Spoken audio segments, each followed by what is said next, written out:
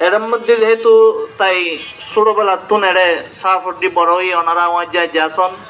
বড় আসন ছোট আসন তাহলে ব্যবসা বাণিজ্য যে লেনদেন তাই পারে এক জায়গায় তাইলে হতাবার্তা চলাফেরা ব্যাগ কোনলাই হন উগ্র মানুষ 100 বরাবর নয় সামান্য বেশম থাকে বোধকে হষ্ট ফাইট পারন অথবা বোধকের দ্বারাই বইও হষ্ট ফাইট পারে তাহলে ভাগ্যবান হন ব্যক্তি ভাগ্যবান হলে ওই ব্যক্তি যে ব্যক্তি আল্লাহর ওয়াস্তে মাফ করে দিতে পাইছি যে বন্দা হন বন্দারে আল্লাহর মিক্কে সায়েরে মাফ করে দিব আল্লাহর পক্ষ তুঙ্গ শোনাল দিয়ে ওই বান্দারা আল্লাহ পাক রব্বুল আলামিন নিঃস্বার্থে কিয়ামত দিবসের মধ্যে মাফ করে দিয়ে জান্নাত নসিব করে দিব